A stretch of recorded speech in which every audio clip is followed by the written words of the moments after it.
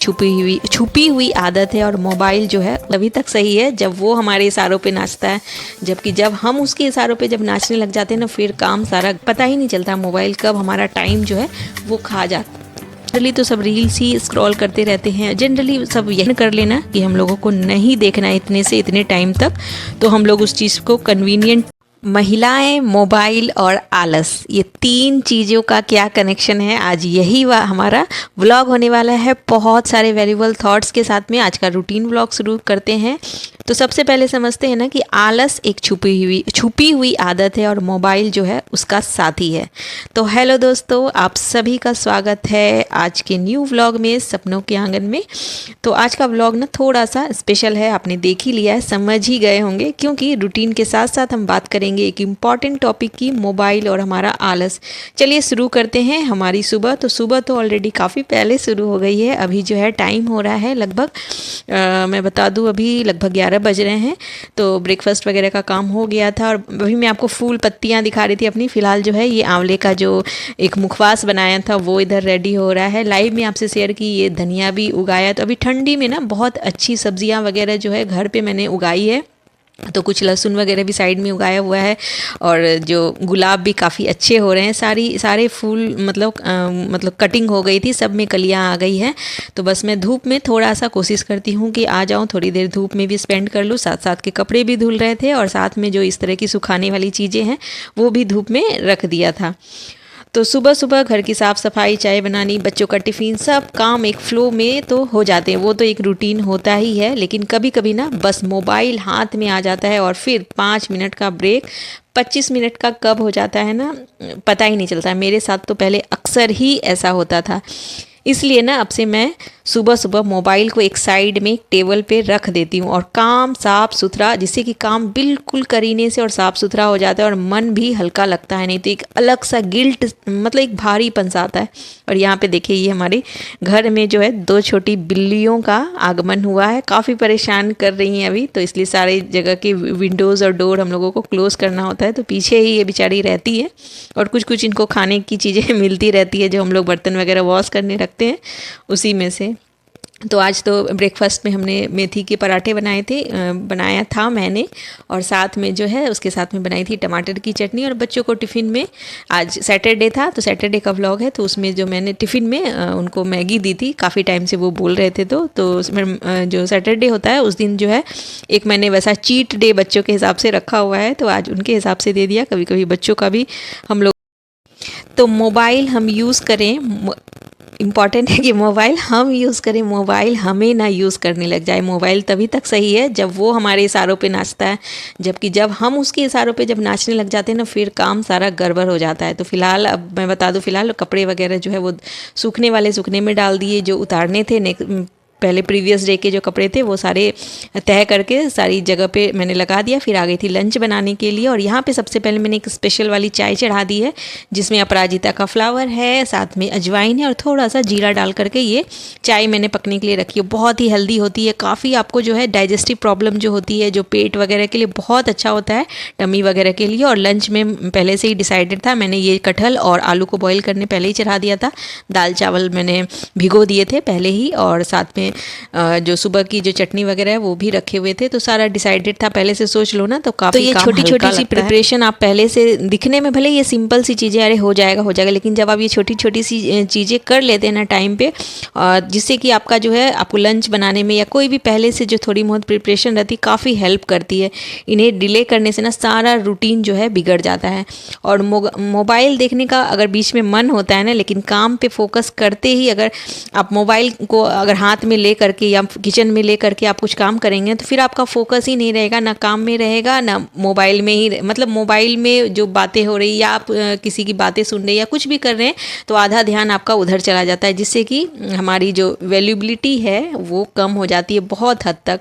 और काम से बिना मोबाइल के अगर आप काम करेंगे ना तो बिल्कुल भी थकान नहीं होती, और मोबाइल ले करके काम करेंगे ना तो बहुत थकान। कई लेडीज़ को मैंने देखा हुआ है कि हमेशा बोलती है मुझे तो टाइम ही नहीं मिलता, बहुत काम है मेरे घर पे, बहुत काम है।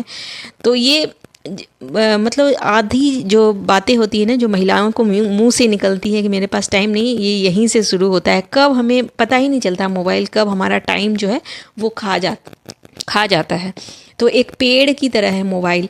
जैसे कि पेड़ ने थोड़ी ना हमको आकर के पकड़ा हुआ, अगर हम पेड़ को जाकर के कस के पकड़ रखे हैं और हम चिल्ला रहे हैं कि बचाओ बचाओ बचाओ, तो किसकी गलती है भाई? पेड़ को छोड़ दो। पेड़ ने थोड़ी ना तुमको आकर के जकड़ रखा, उसकी तनों जो उसकी तनाएं होती है वो थोड़ी तुम्हें पकड़ रखी हैं कि जिससे तुम छूटने की कोशिश कर रहे हो। तुमने पेड़ को पकड़ के रखा हुआ है तो तुम्हें छोड़ना होगा ना। तो ये हम बच्चों को तो हमेशा बोल देते हैं कि मतलब बच्चे मोबाइल देखते रहते हैं, लेकिन हम भी बराबर के जिम्मेदार है। जो बच्चे हमको देखते हैं वही तो सीखते हैं। छोटे बच्चे जनरली, हम मदर्स क्या होती हैं कि उनको पहले से मोबाइल पकड़ा देती है कि मेरा काम आसान हो जाएगा, घर पे कोई है नहीं, मोबाइल पकड़ा दो और हम अपना काम करते जाएंगे, मतलब बच्चा बीच में आके हमको तंग नहीं करेगा। तो वो छोटी छोटी सी चीज़ें ना हम खुद ही एग्जाम्पल सेट हो जाते हैं। आप भी तो ऐसा कर रहे हैं मम्मी, तो फिर मैंने कहा किया तो फिर क्या किया। मतलब हर किसी के हाथ में फ़ोन होता ही है। मतलब एक बार मैं किसी डॉक्टर के यहाँ गई थी, मतलब किसी काम से, तो वहाँ आने में मेरा नंबर थोड़ा टाइम था और घर पे मैं उस दिन फ़ोन भूल गई थी।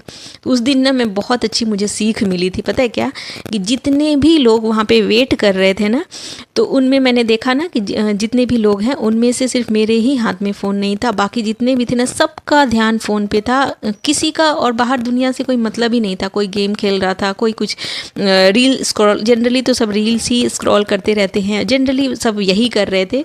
तो कुछ ना कुछ कोई ना कोई मोबाइल में बिजी था। बाहर की मतलब सब उसी के अंदर घुसे हुए थे और बाहर मैं देख रही थी कि ये फर्स्ट टाइम मैंने देखा। पहले भी मैं उन डॉक्टर के यहाँ गई थी, बट मैंने इतनी बारीकी से वहाँ पे सब कुछ ऑब्जर्व नहीं किया था कि बाहर में क्या डिज़ाइन है, वॉल पे क्या डिज़ाइन है, क्या फर्नीचर है, किस कलर का है। मतलब उस समय मुझे समझ आया कि कितना हम कट गए हैं बाहरी दुनिया से। जो हमारे आसपास है उसके बारे में हमें कुछ भी नहीं पता है, और जो मोबाइल के अंदर जो कि एक मतलब क्या ही बोलूँ, वो सपनों सा है, बस हम लोग उससे देख के इंस्पायर होते रहते हैं और इतना ज़्यादा हम लोग सुन लेते हैं ना सबकी बातों को, जो कि हमारे किसी काम का नहीं रहता। तो इसी तरह से होता है कि मोबाइल ने हमारी जो आसपास की दुनिया है, जो हमारी लोकेलिटी है, वो ही ख़त्म कर दी है।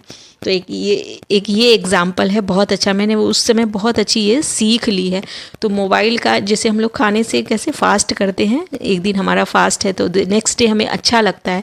हमारे जो डाइजेस्टिव सिस्टम है, हमारा पूरा जो सिस्टम होता है ना, जनरल भाषा में बोलूँ तो जो खाने पीने का, जो पचने का जो प्रक्रियाएं होती है ना, उसको आराम मिलता है, जिससे कि हमारा जो डाइजेस्टिव सिस्टम है वो बहुत इम्प्रूव होता है। तो सेम उसी तरह से हम लोग अगर मोबाइल का व्रत रखेंगे ना, तो उससे हमारे विचारों में, हमारी जो मानसिक क्षमता है किसी को सुनने का, समझने का, कोई चीज़ को कोई मतलब कुछ भी डिसीज़न लेने का, तो उसमें हम लोगों को बहुत फ़ायदा होगा।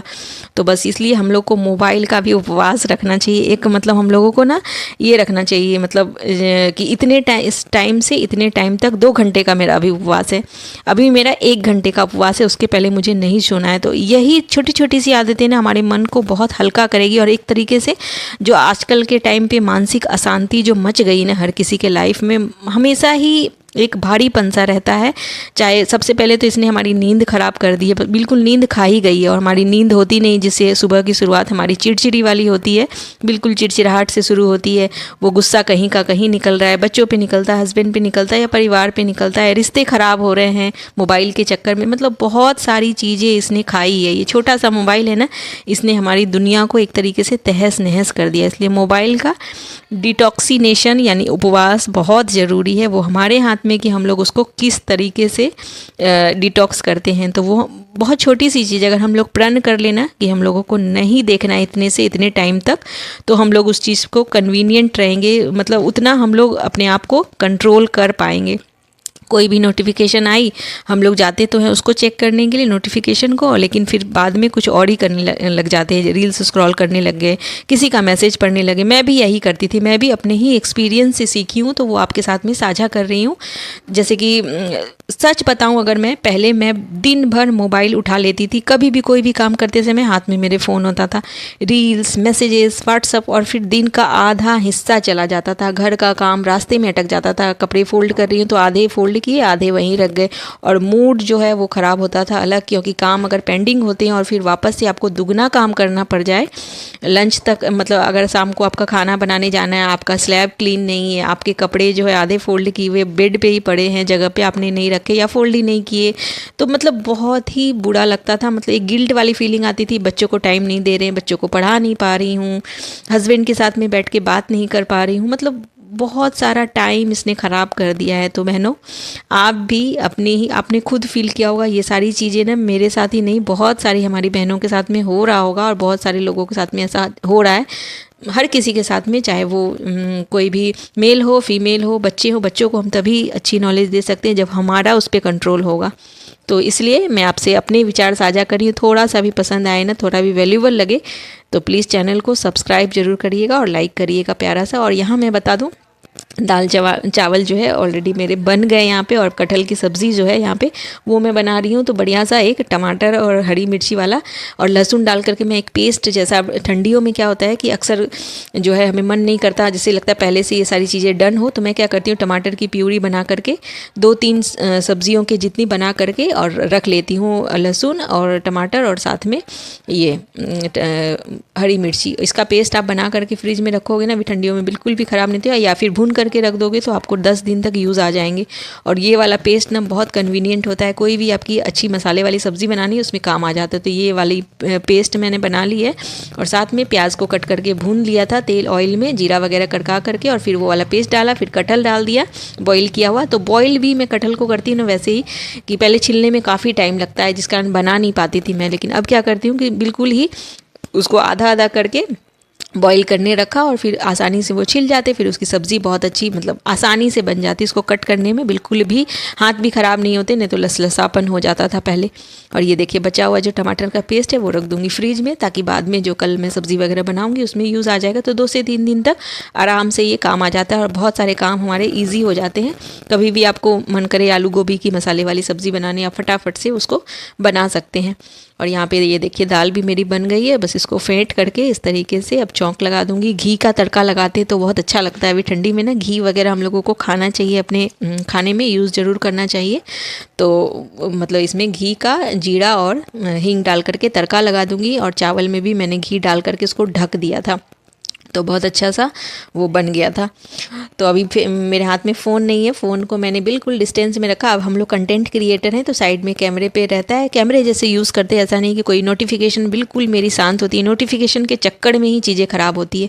जो आपके इंपॉर्टेंट कॉल्स हो ना, जैसे हस्बैंड का कोई कॉल है तो उसको आपको प्रायोरिटी पे रखना है। कुछ ऐसे कॉल्स होते हैं जिनको आपको अपने प्रायोरिटी में रखना है, तो हस्बैंड का या फिर आपके पेरेंट्स का या बच्चों का अगर आपको रखना है तो उसकी टोन ना आप एक कर सकते हैं, जिससे कि जब कभी भी आपको लगे कि ऐसे मन में होता है पता नहीं किसका फ़ोन है नहीं उठाया, तो ये हो जाएगा। जनरली हम लोगों को रिसीव कर ही लेना चाहिए, लेकिन कुछ इंपॉर्टेंट नोटिफिकेशन वगैरह हम लोग उसकी टोन जो है रिंग टोन अलग रख सकते हैं, जिससे कि हमें पता चल जाए कि अच्छा ये वैल्यूबल हो सकती है मेरे लिए। तो उस तरीके से हम उसको क्लासीफाई कर सकते हैं। तो बहुत मुश्किल नहीं है, बहुत ही आसान है, आप भी कर सकते हैं। फिलहाल बातों ही बातों में यहाँ पे मेरा पूरा लंच बन करके कंप्लीट हो गया, और अभी टाइम लगभग हो रहा है 12:30, और बच्चे आएंगे अभी 2:30 बजे तक। काफ़ी मी टाइम है, वीडियो की एडिटिंग भी मेरी हो जाएगी। तो चलिए दोस्तों, मिलते हैं नेक्स्ट ब्लॉग।